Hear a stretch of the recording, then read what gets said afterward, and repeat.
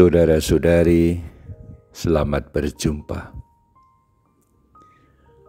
Pada kesempatan ini saya ingin mengajak Anda untuk merenungkan adorasi sebagai saat kita menyembah Tuhan Yesus sambil berdoa agar kita boleh menerima segala hikmat dan pengertian yang benar untuk mengetahui kehendak Allah dengan sempurna, agar hidup kita menjadi layak di hadapannya dan kita berkenan di hatinya dalam segala hal. Kata-kata doa ini sebenarnya diambil dari surat Santo Paulus kepada umat di Kolose. Ketika Santo Paulus berkata, "Sejak kami mendengar tentang kalian, tidak henti-hentinya kalian kami doakan." Santo Paulus mendoakan umat, dalam hal ini umat di Kolose. Lalu apa yang didoakan oleh Santo Paulus? Ia berkata, "Kami mohon, semoga kalian menerima segala hikmat dan pengertian yang benar untuk mengetahui kehendak Allah dengan sempurna. Maka hidupmu akan layak di hadapannya dan berkenan di hatinya dalam segala hal."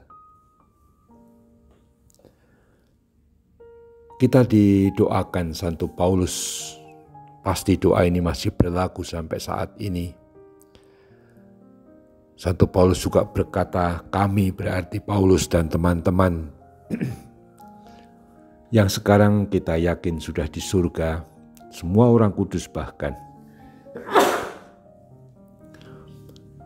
Bahwa Santo Paulus bersama para kudus mendoakan kita agar kita menerima segala hikmat dan pengertian yang benar untuk mengetahui kehendak Allah dengan sempurna, sehingga hidup kita menjadi layak di hadapan Allah dan juga berkenan di hatinya dalam segala hal. Mengapa yang dimohon pertama?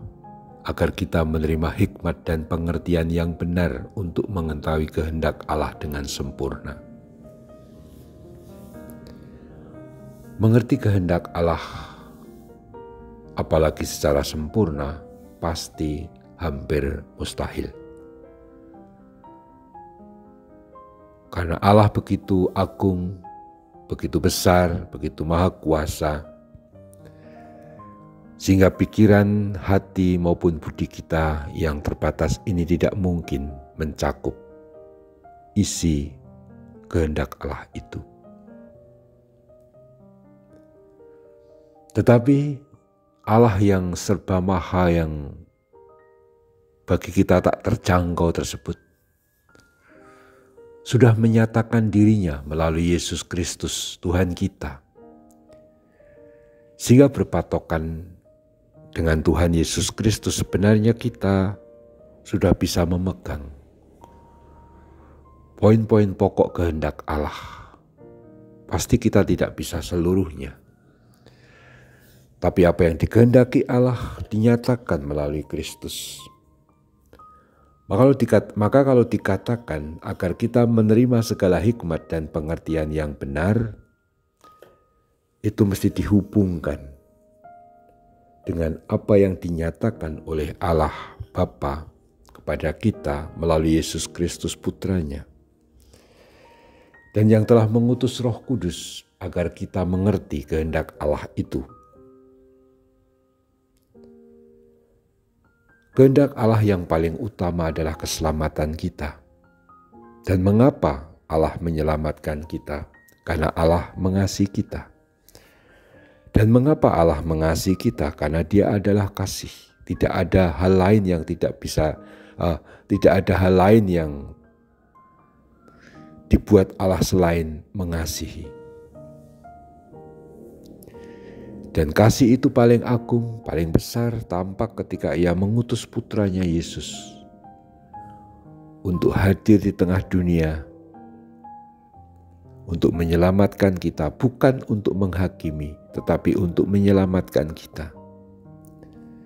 Dan itu ditampakkan dengan hidupnya yang total, membela kita hingga menanggung seluruh dosa kita, agar kita semua itu diselamatkan, diampuni, didamaikan, dan kita menjadi orang-orang yang bebas, karena segala tanggungan dosa sudah dibebaskan oleh Allah